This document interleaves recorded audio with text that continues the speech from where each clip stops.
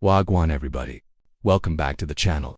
Here we talk about all things Jamaica. We will discuss everything from headline news, entertainment, history, sports, culture and more. So make sure you stay subscribed to the channel so you can keep up with all things Jamaica. Welcome back.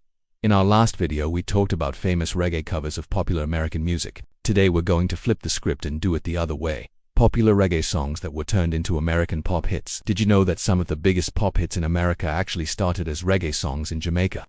That's right. Before these tracks blew up on US charts, they were born in the studios of Kingston. Today, we're breaking down American pop songs that were actually covers of Jamaican reggae classics.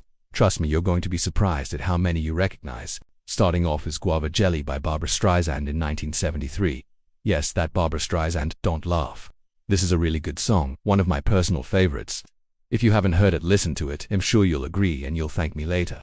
But after this video, of course, the original was initially done by the original Wailers in 1971, at a time before Bob even had dreads.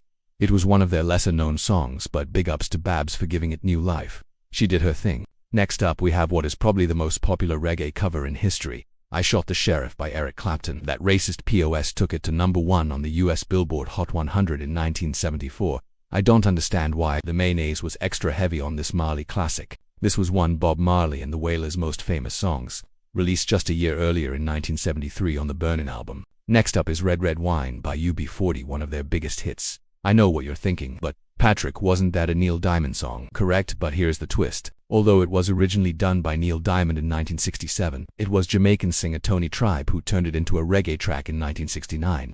UB40's cover was actually based on Tony Tribe's reggae version, not the Neil Diamond original. Here is a fun fact. When Neil Diamond sings this song in concert, he doesn't sing it how he originally arranged it. He sings it in the reggae way.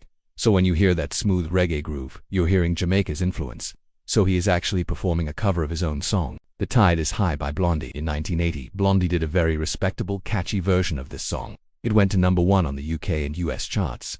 The original was done by one of my favorite singers of all time, the legendary late great John Holt of the Paragons. What a voice. While the Paragons' 1967 original was a straight rocksteady track, Blondie's rendition incorporated strings and horns for a reggae pop sound. Don't Turn Around by Swedish pop group Ace of Base. Their 1994 hit was a global pop sensation, but its journey started from reggae roots. The British reggae group Ossawott released the song in 1988, and it became a #1 hit. Here's a little known fact. Aswad's version was actually a cover itself. The original version of this song was done by Tina Turner as a B-side in 1986. But it was Aswad's reggae version that made it a big hit in the UK, and it was that arrangement that Ace of Base covered. And finally we have You Don't Love Me by Rihanna. Rihanna covered this Dawn Penn classic in 2005. This was a monster hit recorded by Dawn Penn in 1967 and is still today fan favorite and sampled by countless artists like Beyoncé and Mary J. Blige, just to name a few. Nice try, Rihanna, but I still prefer the Dawn Penn classic. So there you have it. Some of America's biggest pop hits that owe their success to Jamaican reggae roots. From Marley to John Holt and more, Jamaica's influence on global music is undeniable. Which one of these surprised you the most? Drop a comment below, and don't forget to like, subscribe, and hit that notification bell for more videos on all things Jamaica. Thank you guys for watching.